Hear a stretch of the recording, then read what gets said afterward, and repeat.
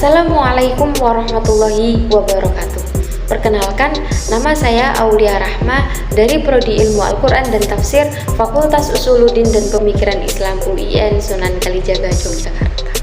Baik, di sini saya akan sedikit menjelaskan tentang hadis ditinjau dari kualitas sanad dan matan.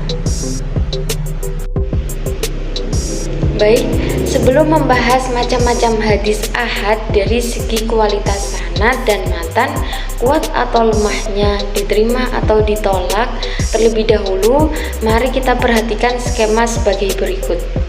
Nah, di dalam skema di atas dapat dipahami bahwa hadis dilihat dari segi kualitasnya terbagi menjadi dua macam, yaitu hadis maqbul dan hadis mardud. Hadis maqbul terbagi menjadi dua, yaitu mutawatir dan ahad, yang sahih dan hasan, baik li dzati maupun li ghairi. Sedangkan hadis mardud ada satu, yaitu hadis dhaif. Masing-masing pembagian di atas akan dibahas secara terperinci satu persatu sebagai berikut. Untuk yang pertama, yaitu hadis maqbul. Dalam bahasa, kata maqbul artinya diterima. Hadis itu dapat diterima sebagai hujjah dalam Islam karena sudah memenuhi beberapa kriteria persyaratan, baik menyangkut sanad ataupun matan. Adapun menurut istilah hadis maqbul, yaitu hadis yang unggul pembenaran pemberitaannya.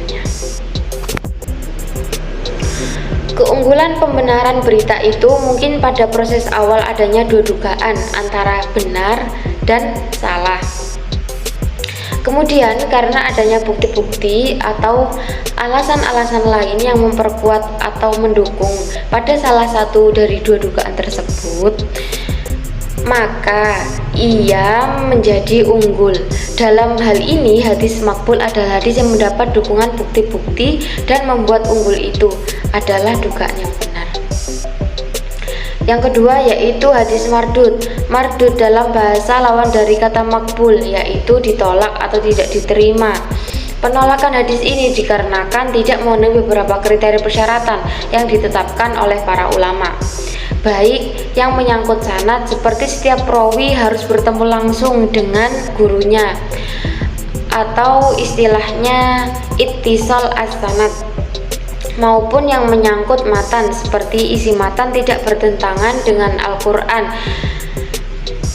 Istilah hadis mardud yaitu hadis yang tidak unggul pembenaran pemberitaannya. Hadis mardud tidak mempunyai dukungan yang membuat keunggulan pembenaran pemberitaan dalam hadis tersebut. Hadis mardud tidak dapat dijadikan hujah dan tidak wajib diamalkan.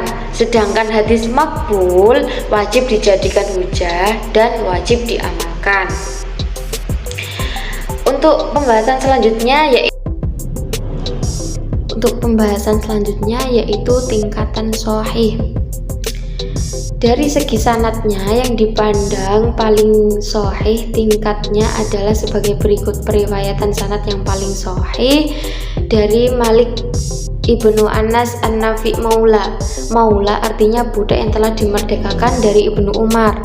Yang kedua yaitu periwayatan sanad yang berada di bawah tingkatan sanad pertama seperti Hamad bin Salamah dari Sabit dari Anas. Selanjutnya yaitu seperti periwayatan Suhail bin Abu Sholih dari ayahnya dari Abu Hurairah. Dari segi persyaratan sahih yang telah terpenuhi dapat dibagi menjadi 7 tingkatan, dari tingkatan yang tertinggi sampai tingkatan yang terendah, yaitu sebagai berikut. Yang pertama yaitu muttafaqun alaih, yaitu disepakati kesahihannya oleh Al-Bukhari dan Muslim, atau akhrajahu atau rawahu Al-Bukhari wa Muslim, yang artinya diriwayatkan oleh Al-Bukhari dan Muslim, atau akhrajahu atau rawahu asy-syaikhan, yang diriwayatkan oleh dua orang guru. Selanjutnya diriwayatkan oleh Bukhari saja atau diriwayatkan oleh Muslim saja. Hadis yang diriwayatkan oleh orang lain memenuhi persyaratan Al-Bukhari dan Muslim. Untuk selanjutnya yaitu hadis yang diriwayatkan oleh orang lain memenuhi persyaratan Al-Bukhari saja. Hadis yang diriwayatkan orang lain memenuhi persyaratan Muslim saja.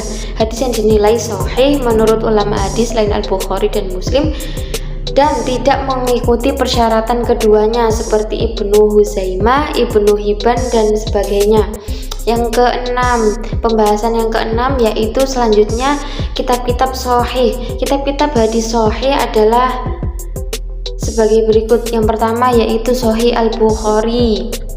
Pertama kali dihimpun khusus hadis sahih dan di dalamnya terdapat 7.275 hadis termasuk yang terulang-ulang atau 4.000 hadis tanpa terulang-ulang. Yang kedua yaitu Sahih Muslim. Di dalamnya terdapat 12.000 hadis termasuk yang terulang-ulang atau sekitar 4.000 hadis tanpa terulang-ulang. Secara umum, hadis Al-Bukhari lebih sahih daripada Sahih Muslim karena persyaratan Sahih Al-Bukhari lebih ketat, mustahil dan thiqahnya sanad. Di samping terdapat kajian fiqih yang tidak terdapat dalam Sahih Muslim. Selanjutnya yaitu Sahih Ibnu Huzaimah. Selanjutnya Sahih Ibnu Hibban, Mustadrak Al-Hakim, Sahih Ibnu As-Sukan dan Sahih Al-Albani. Nah, untuk pembahasan selanjutnya yaitu hadis hasan. Pengertian hadis hasan dari segi bahasa. Hasan berasal dari kata al-hasanu, berarti bermakna al-jamal atau keindahan. Menurut istilah, para ulama memberikan definisi dari hadis hasan secara beragam, namun lebih kuat adalah sebagaimana dikemukakan oleh Ibnu Hajar Al-Asqalani dalam An-Nukhbah, yaitu sebagai berikut.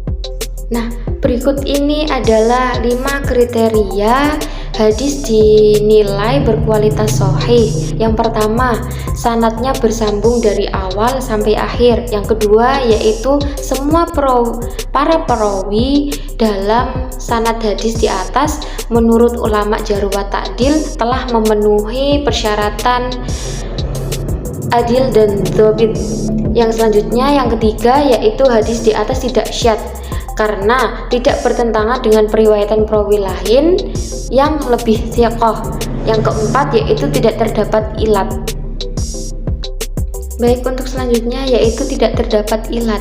Dalam segi bahasa, ilat berarti penyakit, sebab, alasan atau uzur. Sedangkan arti ilat di sini adalah suatu sebab tersembunyi yang membuat cacat keabsahan suatu hadis padahal lahirnya selamat dari cacat tersebut. Alhamdulillah, selesai sudah penjelasan dalam video ini, yaitu mengenai hadis ditinjau dari segi kualitas sanad dan matan. Semoga apa yang saya sampaikan dapat bermanfaat untuk teman-teman semua, terkhusus untuk diri saya sendiri. Saya mohon maaf apabila banyak kekurangan maupun kesalahan dalam video ini. Sekian dari saya, akhirul kalam, ihdinas siratal mustaqim. Wassalamualaikum warahmatullahi wabarakatuh. See you next video.